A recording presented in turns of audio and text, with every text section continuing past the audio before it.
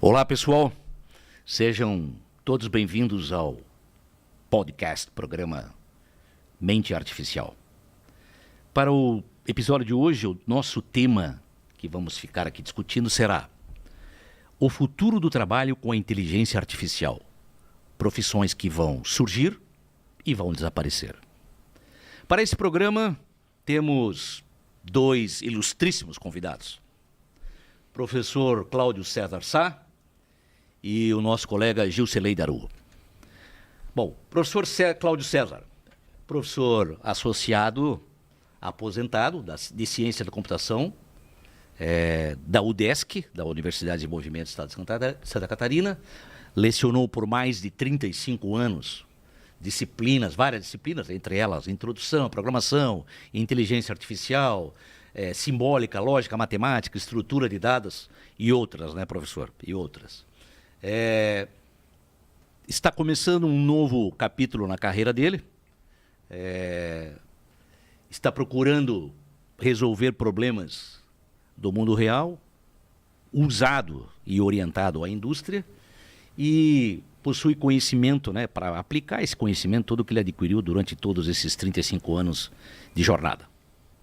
Professor, seja bem-vindo ao nosso programa. E apresento também Gilcelei Daru. Gilcelei Daru hoje é responsável pelo Laboratório de Inteligência Artificial e Inovação em Supply Chain, na Neogrid. Tá? É referência em integração na cadeia de suprimentos. Tem mais de 20 anos de experiência em empresas como DataSul, VEG, Malve, e aplica a IA com soluções inovadoras para transformar o ambiente corporativo. Daru, seja bem-vindo ao nosso programa. Muito obrigado. Tá? Muito bem, vamos então, dadas as apresentações, vamos começar com esse episódio. O objetivo desse episódio, na verdade, é o seguinte: como a IA está remodelando o mercado de trabalho, né? Essa é a ideia. Quais as profissões hoje que estão ameaçadas? É isso que nós vamos discutir hoje. Quais as novas oportunidades que estão surgindo? Tá? E vamos, achei por bem convidá-los, porque cada um tem um ponto de vista. O ponto de vista da academia e o ponto de vista da indústria. Então eu penso que teremos um mix bastante fantástico, penso eu, para a gente poder conversar sobre isso aí. Tá? Então, o tema é isso aí. Vamos começar então com algumas perguntas que ocorrerão durante o decorrer desse bloco. Então, eu faço a pergunta primeiro ao professor Cláudio, depois a pergunta sobre a resposta do ponto de vista do professor Cláudio e a outra do Daru. A primeira delas: como a IA está transformando o mercado de trabalho? Seria nosso primeiro ponto. Tá? Aí pergunto para você, professor, quais são as principais mudanças que você acha no trabalho causadas pela IA, mas do ponto de vista acadêmico? Ok, boa tarde. Obrigado pelo convite. Me honra bastante estar aqui, no meio de pessoas como Paulo, Daru aí, já conhecemos. Então, essa transformação que a IA que nós estamos encontrando no dia de hoje, ela ocorreu recentemente, mas, na verdade, isso já vem há muitos anos, desde a década de 50, quando se cunhou esse termo inteligência artificial. Então, já em 56, quando esse termo ficou conhecido, havia já uma preocupação dessa substituição de máquinas por seres humanos, né? Então, já há muito tempo já vem se pensando nessa substituição. Então, nesse sentido, nós tivemos aí uma revolução industrial, depois outras revoluções, e agora a chegada do computador foi uma revolução, a chegada da internet foi uma segunda revolução, e agora nós temos a nova onda, que é a onda da IA, né, que tem um livro agora muito recente do Mustafa Smiley, que é o fundador da Deep Learning, que ele retrata toda essa questão da IA e dos seus impactos nas diversas profissões, mundo acadêmico, mundo público, empresas, etc. Então, hoje em dia, na verdade, e o que aconteceu nesses 3 últimos anos, ocorreu essa proliferação desses agentes assistentes de IA e pegou muitas universidades. Hoje em dia elas não têm uma política ainda bem concreta do que fazer com tudo isso ou como fazer transformações sobre o seu aluno, né? Sobre o seu estudante, de tal forma que isso torne uma coisa factível e boa para todo mundo, né? Nós temos muitos problemas, tanto na academia como fora, e tudo isso a gente tem já tem sido previsto tudo isso. Mas hoje, concretamente, tem apenas ações isoladas em várias universidades sobre essa política do que está ocorrendo, esta onda da IA. Então houve a gente diz assim, em larga escala, a IA está sendo usada a nível de expertise de um ser humano. Então é isso que está ocorrendo. Então não dá para eu lhe pontuar num ponto aqui, um ponto ali, mas várias profissões estão sendo substituídas de uma forma, digamos assim, avassaladora. Por exemplo, o papel hoje em dia de um tradutor, né, o tradutor como nós conhecemos, ele já não existe mais quase essa função, porque as traduções hoje elas estão impecáveis, né, por assim dizer. Tá ok? Correto, professor. Tá? Depois a gente vai complementando aí. Tá ok? Depois a gente faz um fechamento dessa conversa. Daru, aí agora vem a pergunta para você, relacionado a esse tema. Como as empresas estão lidando com essa automação? E você acha que existem setores que já estão sendo profundamente transformados com essa revolução? Bom, primeiro agradecer a oportunidade, primeira fala, agradecer ao Paulo, convite também do professor Cláudio. Antes de a gente começar a entrar em substituição, ou antes de nós entrarmos em coisas que está se passando uma mensagem muito forte de uma revolução. Sim, nós estamos tendo uma revolução, mas ela não é isso que estão pensando, porque nas indústrias já foi gasto muito dinheiro sem resultado. Então, antes eu gostaria de complementar o que o professor Cláudio estava falando. A IA ela não é nova, ela é cunhada em 1956, ela tem uma boa aplicação, até recentemente com uma terminologia chamada ciência de dados, que foi uma febre e ainda hoje continua, que é o mundo da análise, o mundo dos dados. Esse agora está virando um movimento onde as empresas já entenderam que é essencial ter esse tipo de cientista, esse tipo de profissional. E esse tipo de profissional, o cientista de dados, basicamente ele usa o machine learning, o aprendizado de máquina, que está dentro da inteligência artificial, certo, que é uma imitação artificial do conhecimento. Então, dentro da inteligência artificial, eu tenho uma das práticas conhecidas como machine learning, é uma das vertentes dela, que é ensinar a máquina a fazer alguma coisa. Certo. Exemplo, tarefas de classificação, onde você faz matching, a indústria tem muito problema disso. Entra um documento, esse documento é de que banco? Se for numa empresa de contabilidade, para poder fazer depois o orçamento. Entra um produto de um novo cliente, eu preciso categorizar ele para saber de quem que é. Essas tarefas eram feitas manualmente. E isso agora passou a ser usando essas ferramentas tradicionais, que eu vou chamar assim, de machine learning. Então, essas tarefas de regressão e classificação, elas são usadas intensamente pela indústria faz muito tempo. E mais recentemente, existe uma tarefa que a gente chamava de geração de conteúdo, que são conhecidas como IAs generativas. Isso.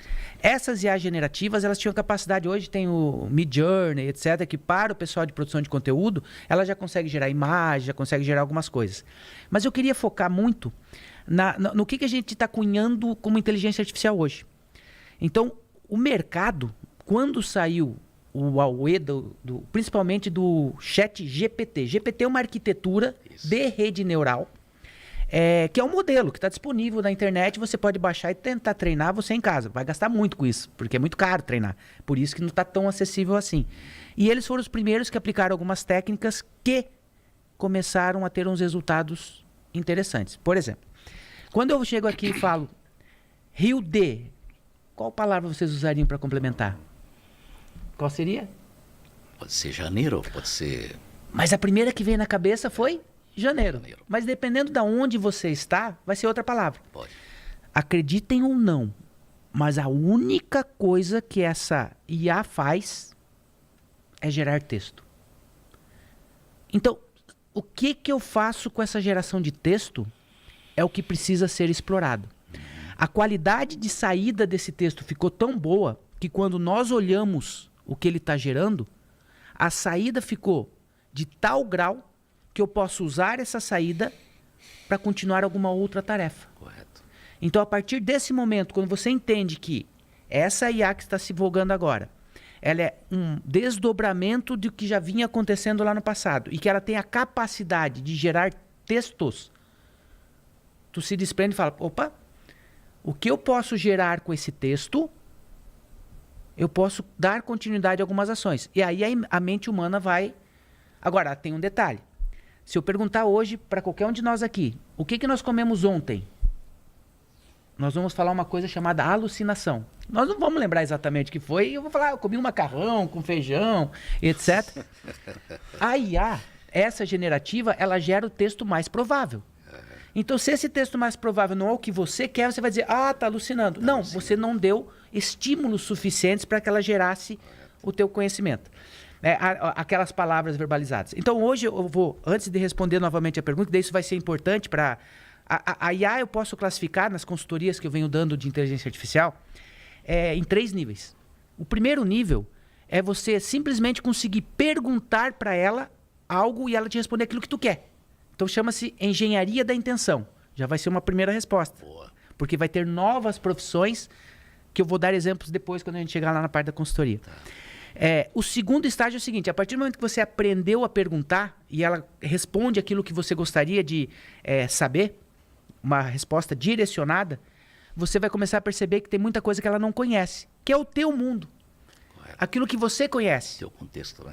Quando você fala do teu contexto, perfeito, você vai botar um novo grau de complexidade. Você vai falar, como que eu faço então para a IA saber quem é a minha empresa, quem é a minha indústria, conhecer meus documentos, começar a ajudar os meus clientes a conhecer meu produto.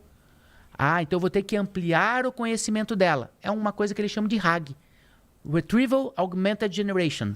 Isso. Eu vou dar habilidade para a inteligência artificial para olhar os meus dados e meus conteúdos. Aí foi a segunda febre. Depois que saiu o GPT, o pessoal falou, ela consegue enxergar todos os dados, etc. Não. O que eu estou fazendo é o seguinte, eu não consigo, na época era muito caro. Então, para dar um exemplo, eu fiz um serviço com um profissional que era advogado e ele tinha 12 mil contratos. E ele precisava ter uma resposta. Ele queria ver em cada contrato se tinha uma cláusula, por exemplo, de confidencialidade. Teria que abrir cada um e verificar se estava lá dentro. Isso é um trabalho que o ser humano teria que digitar a palavra-chave, etc. Mas teve que fazer humanamente. Porque naquela época sairia $15 mil para fazer a IA ler todo o conteúdo e ver se lá dentro estava aquela situação. Se fosse uma coisa rápida, a empresa ia ver. Vale ou não vale a pena? Por quê? Porque uma coisa que a IA cobra de nós hoje, lembrando, ela gera texto. Mas para ela gerar texto, você tem que dar texto para ela. Certo. São os estímulos. E ela tem que levar isso todo para um espaço matemático, espaço numérico dela lá, que é como se eu tivesse um espaço e em cada região desse espaço mora um conhecimento. Então eu tenho que alimentar ela, estimular ela, e aí a partir desse estímulo ela começa a gerar esses textos. Então se eu quero que ela veja o conteúdo do documento para ver se tem lá dentro, eu vou ter que fazer ela receber todo o documento. Cada documento 30 páginas. Cada página tem cerca de 300 palavras. Isso vai dar 500 tokens, que é a unidade de medida dela. Isso. E o token, na época, cada milheiro saía $2. Pronto, $15 mil para fazer. Hoje, já barateou bastante, mas ainda você não consegue fazer ela ler tudo. Então, tem 2 formas de você dar condições de ela resolver isso. Primeira forma, você dar o RAG para ela, aumentar ela, que daí a gente pode comentar na sequência. A outra é você fazer um ajuste fino. Você vai pegar o teu documento, preparar ele e ensinar ela. isso praticamente ninguém faz, porque você vai personalizar ela só para aquilo. A gente chama de especialização. Certo. Sai caro e eu tenho que ter uma máquina só para isso, para fazer essa tecnologia. Então o RAG é mais barato. O que é o RAG? Eu pego um documento, quebro em pedacinhos e jogo para um banco. Quando eu faço a pergunta para a inteligência artificial, ela vai, pega a pergunta que eu fiz, joga tipo um Google, vou simplificar assim, que a gente chama de embeddings. O Google desse dataset que... Desse dataset. Então, ela leva para um espaço matemático, que a gente chama espaço semântico. É como se eu tivesse as palavras flutuando no espaço. Uma nuvem de palavras. Uma nuvem de palavras. Daí ele vai lá naquele pedacinho da nuvem e vê os chunks que são similares. São os pedacinhos. E traz. Então, qual que é a vantagem ou desvantagem? Vantagem, ela vai tentar pegar mais próximo do contexto só aquilo que precisa, ignorando o resto. Desvantagem, como é que você vai ter certeza que ela está pegando exatamente os documentos que você quer? Pois é. Então, isso foi a segunda onda. Quando eles falaram do RAG, falaram, não, ela vai resolver tudo. Aí descobriram, não é bem assim, eu estou com um problema tipo Google, etc. Daí eles pensaram, próximo passo, que é o terceiro nível que eu chamo da IA, vamos para agentes. Está surgindo agora. Mas o que é o agente? Nada mais, aí o professor Cláudio depois completa, né? Mas é uma entrada, você dá um estímulo para esse agente, pensa no IA de LLM, eu dou um texto, esse agente pode executar alguma coisa, tipo, fazer uma chamada para pegar um texto de web, o RAG para pegar contexto, aí ele vai, busca, traz, mas é um código que eu desenvolvi, que foi lá, buscou, trouxe, entregou para ele. E aí agora ele vai ler aquilo ali agora direcionado. E vai sair. Então ele vai ter, esse agente, ele tem a habilidade de fazer as perguntas para algumas ferramentas humanas que foram criadas, aí ele vai trazer esse contexto para a IA e ela vai te responder uma resposta. Certo. Então veja, a gente está evoluindo nesse grau de complexidade. Então, essa evolução, agora eu posso responder a pergunta. Ok. Então, a pergunta foi, como que as empresas estão vendo? É isso. Pode ir. Então, as empresas, elas estão... quando veio a IA, ela faz tudo. Porque quando você olhava a qualidade do texto, era absurdamente humana. Fala, não, ela está pensando, ela está raciocinando, isso aqui é demais. E quando começou a se botar na prática, teve exemplos de uma empresa que colocou isso para atender cliente, e aí eles levaram um processo, digamos assim, porque um mecânico ligou para eles falando, olha, eu não aguento mais receber a ligação do cliente de vocês. E aí, quando eles foram identificar a causa, a IA estava colocando o telefone do mecânico como suporte de contato da empresa. Então, aí vem a palavra-chave. Você conseguir fazer com que a IA responda aquilo que você quer é muito sangue e suor para as empresas hoje. Então, não é algo que corporativamente você vai colocar para cliente. Você ainda tem que fazer experimentos internos dentro da empresa. Entendi. Legal. Acho que essa primeira... Professor, para dar um fechamento, alguma coisa gostaria de acrescentar? Existem toda essa parte aí se chamam de uma rede neural associativa, e ela combina esses pesos em cima de vetores, né? Então esses tokenzinhos têm vetores e dá uma resposta em cima do melhor casamento de uma resposta esperada. Então por isso que eles fazem essa IA gerativa, e ela tem uma intenção, como o Daru aqui colocou, né? Então você vai conduzindo essa intenção e ela vai se auto-reforçando, né? Então, e ela vai se auto-treinando, né? Porque ela vai aprendendo, porque ela é uma rede neural, então ela vai aprendendo. Você acha que ela não aprende? Eu sempre achei que ela aprende, porque ela é uma rede neural. A rede neural, quando você está no momento que a gente diz de aprendizado, é um momento que você está estimulando ela, e aí tem o que é o forward backward, né? Então você vai estimular essa rede, vai treinar os pesos sinápticos dela. Certo. Então nesse momento ela está aprendendo. No momento que você treinou ela e você põe ela para operar, nesse momento ela só estímulo e saída. Ela deixou de aprender? Então é só estímulo e saída. Agora, qual que é a percepção que a gente tem? A gente chama de memória. A janela que a IA tem, até a primeira que saiu, eu tinha bastante trabalho para quando eu comecei a explorar a IA, eu usava para gerar questão, essas coisas assim, como sou professor também, né? Então, para fazer isso, você tinha uma janela, você escrevia o que você queria e ela fazia a geração de saída. Essa janelinha era de 4.000 tokens, vamos chamar de palavras para ficar mais fácil. 4.000 palavras para facilitar. O que eu faço com 4.000 palavras? Não dá muita coisa. Não dá nada.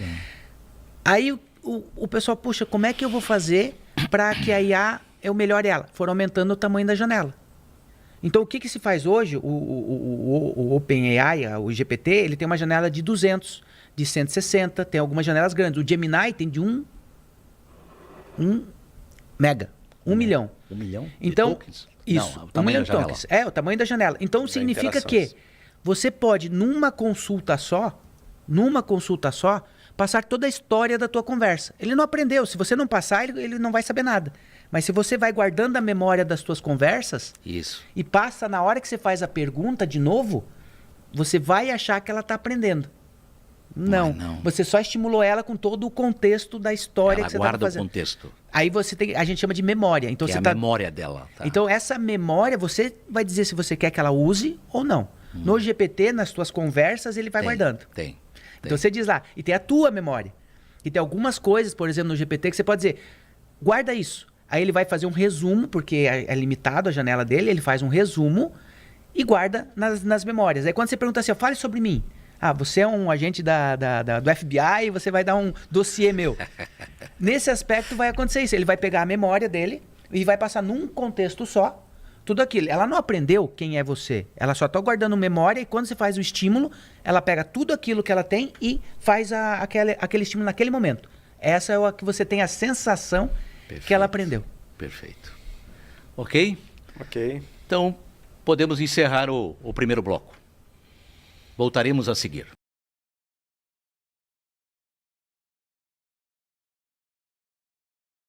Olá, pessoal. Cá estamos novamente.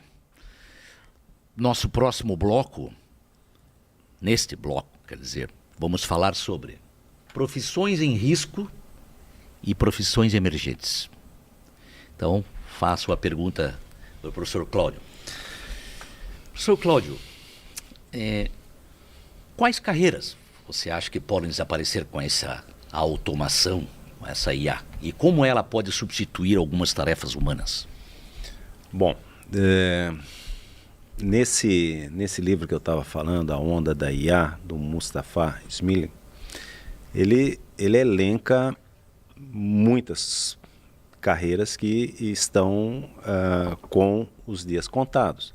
Assim, quando o computador chegou, o fax ainda existia, mas disseram assim, olha, o fax vai estar extinto. Enfim, demorou. Demorou, né? E tem países que usam fax até hoje em dia.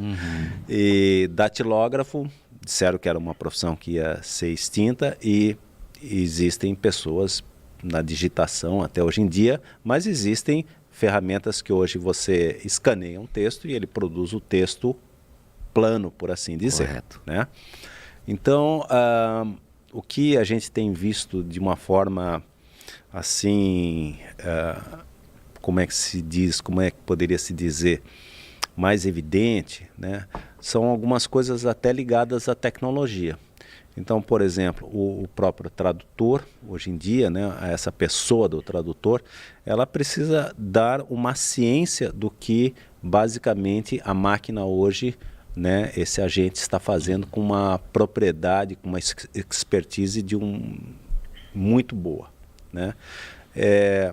E está se falando, tem dados já, que essa produção de código, que talvez seja um dos maiores preocupações, né, das pessoas ligadas à área de desenvolvimento de software, né, até que ponto nós vamos ter os nossos empregos, né?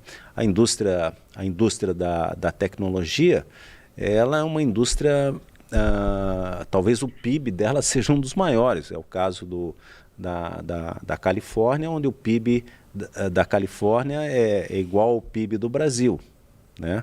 Então, nós temos que, digamos assim, ver muitas coisas com um certo cuidado. Mas, por exemplo, muitas profissões ligadas à tecnologia, como de programação, já está se dizendo assim, nós temos uma IA aí que já está atingindo o ranking 50 do melhor programador do mundo. Esse foi um dado que saiu esses tempos recentemente nos Estados Unidos. Nossa. No ranking 50. Então, os testes começaram com o jogo de xadrez, no momento que o computador da IBM venceu o campeão. Era o Deep Blue, né? O Deep Blue. No momento que o Deep Blue venceu o Kasparov, todo mundo ficou preocupado quando tudo isso iria se repetir em outras profissões, né? Então, de uma certa forma, o epílogo do livro, né, ele deixa muito tudo isso em aberto. Todos nós estamos correndo um risco e nós não sabemos o que essa onda vai provocar em cima de muitos pilares, por assim dizer, né? Eu mesmo, o meu caso, que eu trabalho como freelance para uma plataforma americana, né? E quando veio a Covid e quando veio a guerra da Ucrânia, simplesmente todos os meus clientes desapareceram. Nossa. Aí o que aconteceu? Eu achei que meus clientes ou foram mortos pela Covid ou eu estava envolvido na guerra da Ucrânia. Aí não podia mais falar. Aí eles não podiam nem se manifestar. Um ano depois, aí trabalhando num projeto com o Daru, aí eu vim descobrir. Eu fui substituído pelo ChatGPT, produtor de código e seus similares.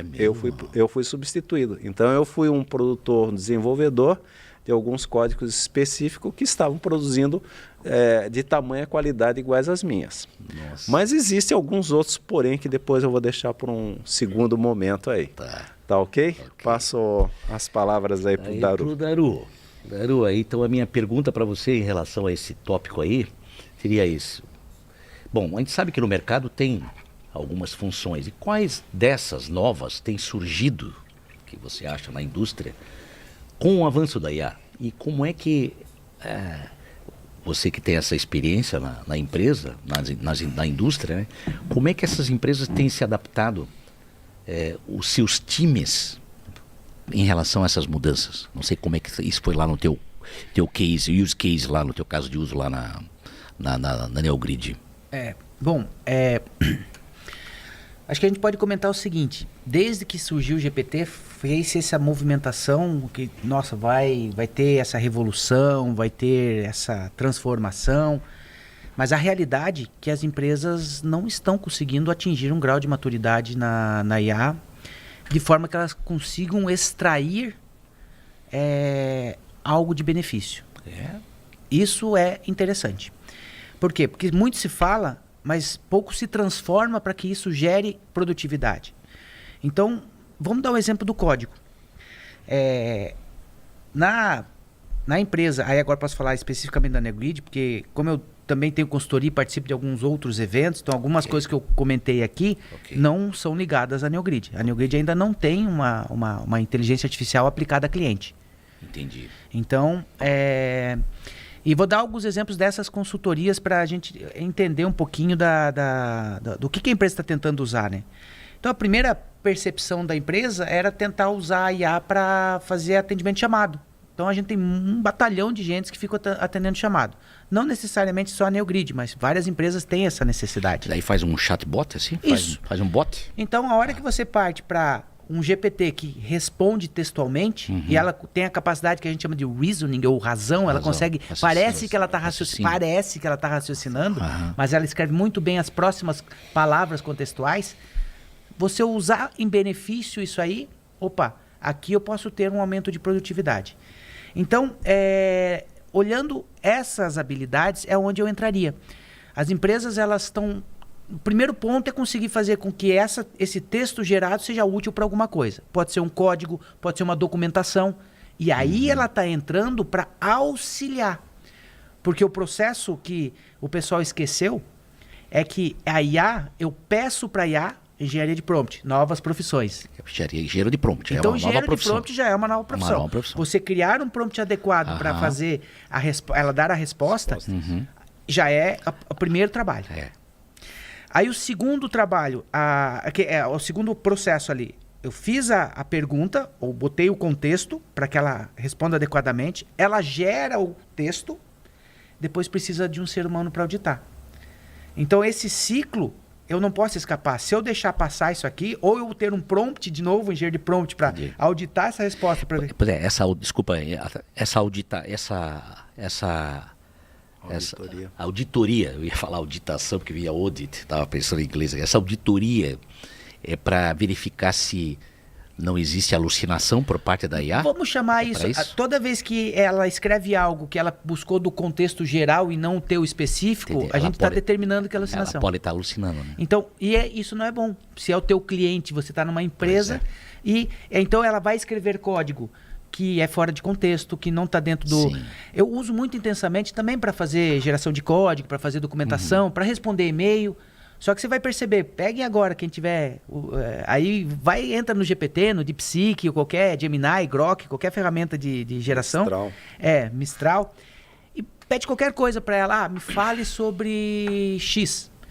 Ela vai começar a falar assim, é fundamental, é importante, ela usa muita hipérboles. Porque como ela aprendeu com a internet, os documentos que ela foi ensinada, Entendi.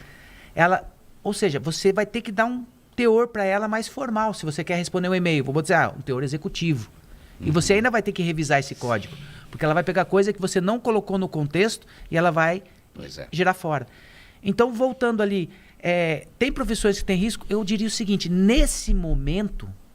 Aquelas profissões, assim como quando veio a robótica e a automação, que tirou aquelas tarefas repetitivas, aquilo que é repetitivo, pega isso, extrai de algum texto e gera isso está fadado a sumir. Mas aquelas profissões que precisam gerar texto a partir de contexto, é um programador, é um gerador alguém que faz análise de fluxo de processo numa empresa. Ela consegue fazer fantasticamente o fluxo, mas se você não der o contexto, ela não vai fazer o fluxo correto. Mas você vai ganhar o quê? Produtividade. Então, se a gente olhar, em vez de a gente pensar nela, se eu tenho risco, dá um olhar para ela para você ganhar produtividade e o ser humano ser mais produtivo. Aí eu posso dizer, qualquer profissão daí agora, se você não utilizar a inteligência artificial, quem estiver utilizando vai ser muito mais produtivo que você. E aí você vai ter o risco ameaçado pela IA. Não porque ela vai te substituir, porque aquele profissional que está usando a inteligência vai te substituir. Ele vai ter em ganho de produtividade. Esse é o detalhe. Aí entramos no próximo ponto, que seria isso. A IA como uma aliada ou como uma ameaça? Aí para a gente até poder fechar, já podemos passar para esse próximo ponto. Então, você visualiza a IA como uma aliada ou como uma ameaça? Paulo, eu sou um positivista. Eu sou um positivista. Também. A mesma coisa a gente disser assim, agora você vai voltar a andar de carroça. Não, eu quero, se possível, andar de carro, com ar-condicionado nesse ou calor. Ou numa espaçonave, né? Falando nisso, o número de startups investindo em carros voadores. Eu quero ir daqui até um dos Florianópolis maiores pelo ar, pô. Exatamente. Um carro voador. É um dos maiores. Esse é meu sonho. Então, eu sou um positivista. Então, nesse sentido, eu tomei conhecimento, digamos, desses agentes e eu tenho feito uso praticamente no meu cotidiano, principalmente para recuperar informações antigas, principalmente aprender. Agora, depois, principalmente, então eu vejo ela como um grande aliado. Eu sou alguém assim, que estou vibrando com isso de uma forma muito positiva. Agora, se tu me perguntar, dê esta IA a qualquer pessoa e ela vai saber usá-la corretamente? Essa seria uma grande questão. Todos estão capacitados, habilitados a saberem a usar essa IA e para como é que eu vou usar de maneira correta, ética, envolvendo ética, a questão de exploração de imagens, exploração de falas, a questão hoje em dia de hackers. Eu nem vou citar aqui as possibilidades que no livro que o Mustafa ele cita, né? E ele prefere, olha, eu nem vou entrar aqui em detalhes para não estimular essas possibilidades que podem haver, né? De segurança cibernética, coisas do tipo, né? E então, é uma onda que a gente não sabe até que ponto. Mas eu sou um positivista, para ganho de produtividade, sim. Né? Eu tenho, digamos assim, aprendido muita coisa com ela. Mas tem um outro aspecto igual àquele negócio. Quantos anos você tem que ter para dirigir legalmente um carro? 18 anos. No Brasil, 16 nos Estados Unidos. Tá, enfim. Tá. Por que tem que ter essa idade? Alguma coisa de responsabilidade, alguma coisa de fundamentos. Então a gente entra num outro seara que é a questão de fundamentos. Certo. Mexer, você não ficar na casca, de mexer numa casca, e sim você ter que estar trabalhando com fundamentos e o que tudo isso vai implicar para uma pessoa que tenha ou não tenha esses fundamentos ao usar isso aí, para entender isso aí e por que vai fazer e quando der um problema, souber. Concordo. É isso aí. Entendeu? Depois eu cito um exemplo bem prático disso. Você, Daru, o que você acha? Eu vou muito, acho que na mesma linha de que vocês... Eu olho a tecnologia como algo que ela... Sempre veio para ajudar, né? Vem para ajudar. Eu também penso assim. Exatamente. É uma aliada. Então, nesse aspecto, assim. os lados positivos da tecnologia, porque ela vem sempre para mudar algumas regras de negócio. Senão, não faz sentido ter a tecnologia. Ela vem para mudar alguma regra de negócio. Aqui eu estou parafraseando o seu Miguel Aboab, né? Que é lá da New Grid lá.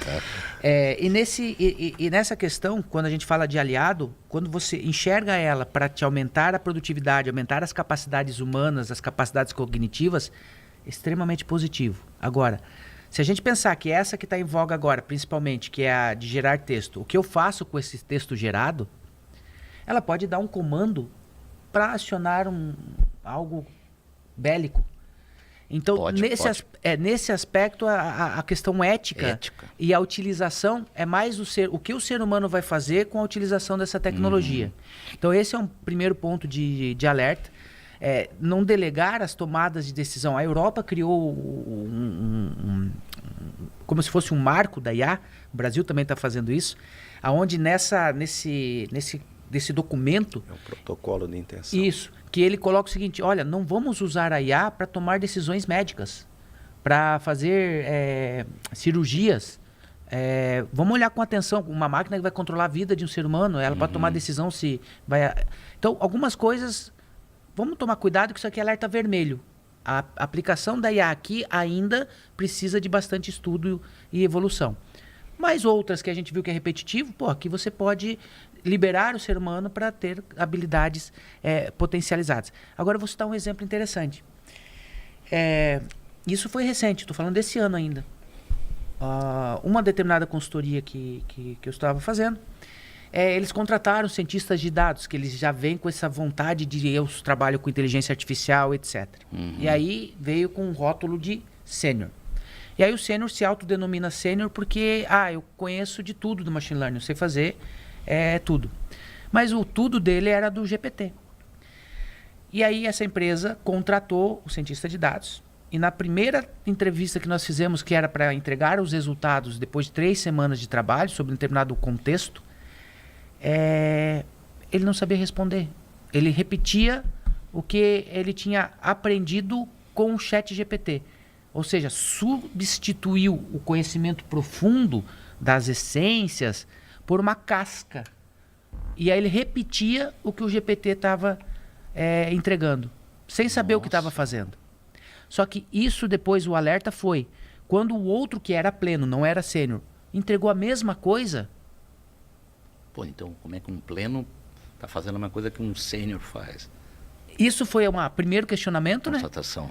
E aí as respostas também eram superficiais na mesma direção. Então percebemos que o conhecimento utilizado foi genérico. Opa, quem tem conhecimento genérico, que não conhece contexto? Essas IA generativas.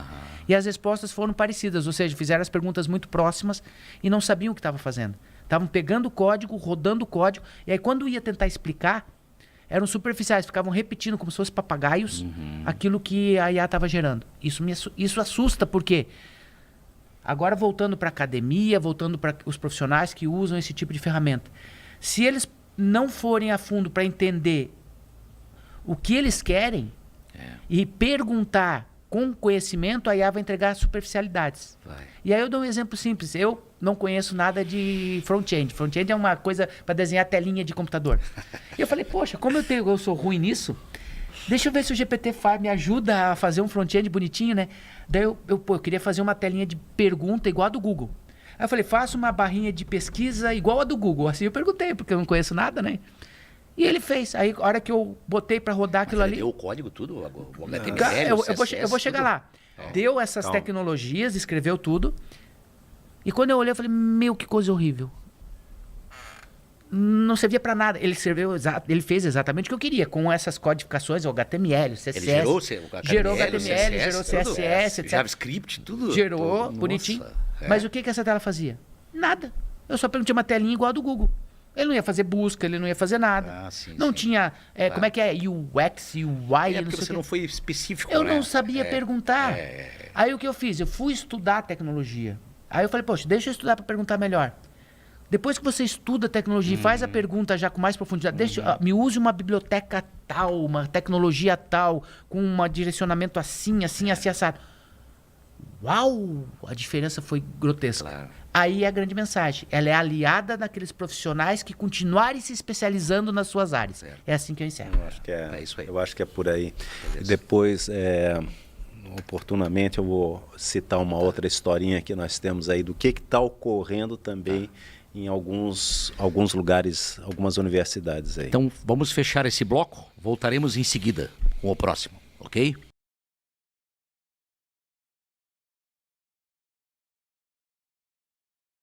Olá, novamente. Voltamos para mais um bloco. O tema desse bloco será como se preparar para o mercado de trabalho. Então, eu vou fazer a seguinte pergunta para o professor Cláudio. Professor, quais são as habilidades que você acha que as universidades estão priorizando para formar profissionais preparados para essa nova realidade? Bom, não é uma pergunta simples de responder. Simples de responder. Eu vou tentar citar 2 casos assim que estão ocorrendo fora, né, do contexto Brasil, e uma pequena história, e aí eu vou deixar vou devolver quase que essa questão de que, digamos assim, que eu acho que vou responder ela. Recentemente eu vi uma entrevista agora da Universidade, acho que Paris 4, uma coisa assim. Paris 4 é Sorbonne, acho, né? Não é Sorbonne, não? Não me lembro. Universidade de Paris. É uma delas ali, eu não me lembro não me lembro qual delas. Então, naquele momento, eles, na área de computação, eles não estavam mais pedindo tarefas de casa, porque o pilar nas universidades europeias é sempre assim, tarefa de casa, uma tarefa com o professor e sala, né? Então, um dos pilares, eles já não estavam mais pedindo, porque ele estava vindo tudo do ChatGPT e similares, tá ok? Então, eles, momentaneamente, eles estão com um pilar bastante fragilizado, que é aquela parte do homework do aluno que ele tem que se desenvolver. Recentemente, agora numa outra universidade inglesa, num trabalho de conclusão de curso, também pediram, tem lá o nosso equivalente ao nosso trabalho aqui de conclusão de curso. Chama de Final Year Project, eles chamam. Exatamente. Aí, quando chegou, chamaram o aluno para uma pré-apresentação. Você fez isso, fiz isso, e aí o aluno simplesmente não soube responder quase nada do código. Nossa. Né? E aí aperta daqui, aperta... Não, realmente foi um assistente de IA que me ajudou. Né? Então, aí fizeram uma aliviada para o aluno, tal, enfim, encaminharam ele para um sistema de web, de tela e pronto, com HTML, coisas desse tipo. Ou seja, está sofrendo uma adaptação de um lado, um aperto de outro, mas está se convivendo com esta nova onda, mas ainda não temos soluções. Como se preparar? Então, eu vou contar uma rápida questão. Uma outra pessoa queria fazer lenha, comprou uma motosserra e estudou por um agente de IA como é que cortava uma árvore, né? Como é que usava a motosserra, que ele não tinha conhecimento, era um estudante era um estudante normal, não sei o quê. Enfim, ele foi lá, aperta o botão, liga, puxa a motosserra, 45 graus de um lado, 45 graus do outro, corta assim a árvore. Então, tudo certinho, botou a árvore abaixo com essa motosserra e simplesmente aí a árvore caiu bem certinho, só que destruiu uma casa. Tá, ok? Uma metáfora, né? Isso se chama uma metáfora, mas onde é que está a questão? A questão está nos fundamentos. Então, como é que o aluno vai se preparar, né? O que é que ele vai esperar? Bom, o que esperar eu não sei, mas que ele tem que saber os fundamentos, o contexto. Nesse caso ali foi um contexto. Ele viu a questão da motosserra, ele viu a questão de como funciona a motosserra, técnicas de cortar uma árvore, etc. Mas ele não viu o contexto, que a árvore estava para atingir... Num raio de alcance. Caiu em cima do ar. Exatamente. Então, hoje eu vejo que ele tem que investir nos fundamentos. É a mesma coisa que a gente disser que você vai se tornar um grande músico se você não estiver entendendo os fundamentos. Teoria musical. Teoria musical, saber as notas, Entendi. Enfim. Tá? Então, porque essas tecnologias que nós estamos tendo, elas vêm, vão, mudam de nome, mas, por exemplo, toda essa IA que nós estamos vendo aí, ela já vem de um estudo de várias tecnologias de mineração, ciência de dados, quando eles chamavam de ciência de dados, na década de 80 já chamava de mineração de dados. E antes disso era classificação. Isso. E antes disso começou lá com regras de regressão linear. Tudo começou com a regressão linear. Você tinha pontos e você tinha que dizer qual é essa curva que vai... E fazer a predição. Predição disso aí. O valor de X ele dava o Y. Exatamente. Né? O banho de água foi dado lá pelo...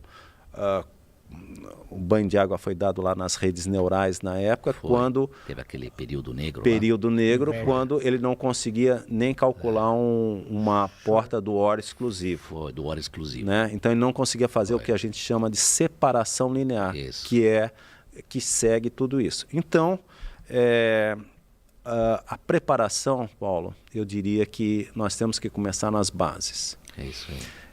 Edificar uma casa e você... Tem que fazer o fundamento. Fazer o fundamento, coisas do tipo. Alguém nesse ponto, pode ser que eu esteja sendo um pouco, digamos assim, retrógrado, talvez eu esteja sendo fundamentalista, né? Então, e depois, sabendo esses fundamentos, faça uso o melhor que você puder, como a sua aliada, como aumento de produtividade. Correto. Entende? Então, eu acredito que essa seria, assim, digamos, o meu fechamento final do que precisa. Fundamentos, teria um outro viés aí, como eu vou adquirir esses fundamentos, como vai acontecer esses fundamentos, quanto tempo eu vou gastar. Então, isso aí são outras questões que levaria um outro programa desse aqui. O que são esses fundamentos? O que eu tenho que estudar, avaliar para me tornar uma pessoa com diferencial? Para dar um background para você, para poder... Exatamente, fazer tudo isso, entende? Então, realmente, não são perguntas simples para se fazer, mas eu diria assim, sem os fundamentos, nós não vamos muito longe. Nós ficaremos numa casca que se hoje der um problema, eu não vou saber abrir essa ostra e desfrutar dessa ostra. Eu vou na mesma linha. Eu vou na mesma linha porque é o exemplo que eu dei do Google ali, da imagem. Porque se você não souber perguntar, e como é que você vai aprender a perguntar? que tem a engenharia de prompt. Então, você vai precisar entender mais profundamente os conceitos daquilo que você quer extrair dele, de potencial. Ele é uma ferramenta genérica. A hora que você faz as perguntas corretas, ele vai te dar textos que você se surpreende com a qualidade. Então, para que você extraia o máximo possível, para que você ganhe essa produtividade, ou até mesmo desenvolva ferramentas que possam automatizar alguma outra coisa, e a empresa, ou enfim, a sociedade, ou até mesmo... Porque tem vários pontos de benefício que você pode acelerar. Imagina atendimento na sociedade de várias coisas que demoram hoje, órgãos do governo que demoram para fazer atendimento. A gente pode colocar ferramentas que automatizam esse processo, fazem um pré-escrutínio para depois o ser humano analisar. Mas, de qualquer forma, você precisa desenvolver esses fundamentos. E aí eu vou citar uma coisa que...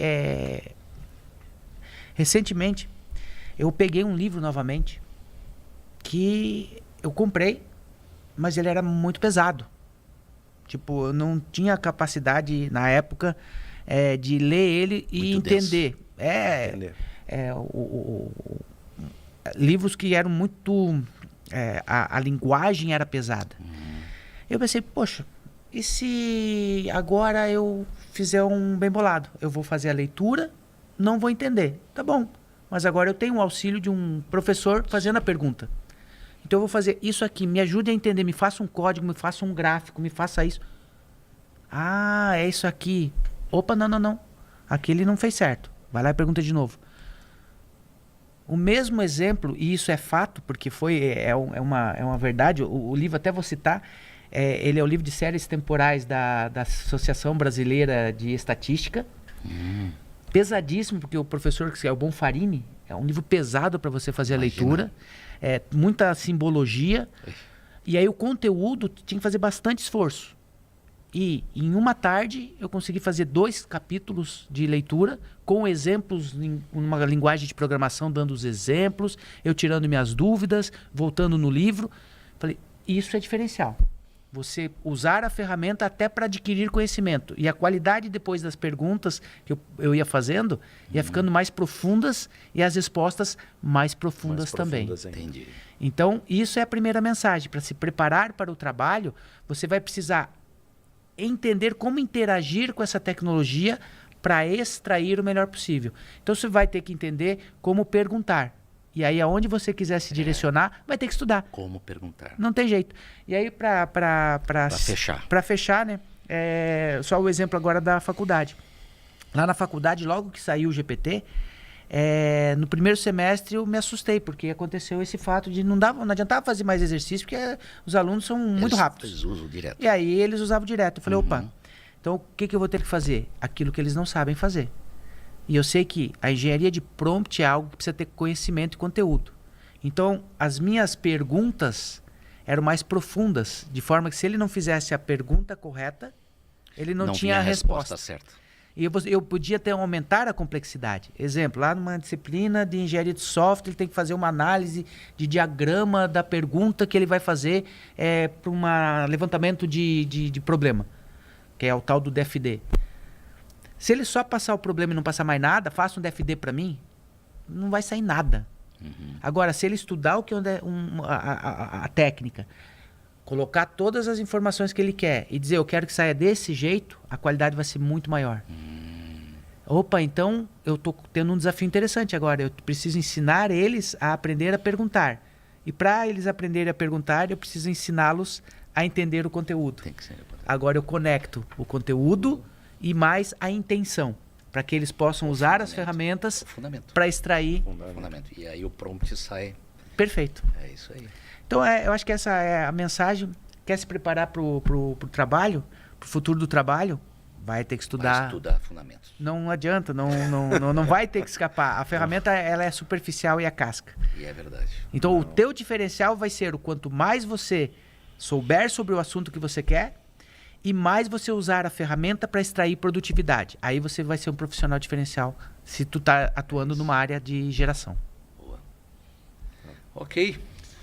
Eu agradeço a presença dos ilustres colegas, professor Cláudio, Daru. Espero que tenha sido... Foi uma conversa muito útil, penso eu, acho que para todos vocês que estão assistindo, bastante enriquecedora, penso eu. Agradeço a presença de vocês mais uma vez e espero que nos encontramos num próximo episódio aí, ok? Então, um grande abraço a vocês. Até o próximo episódio. Farei um suspense sobre o que virá, ok? Até logo a todos.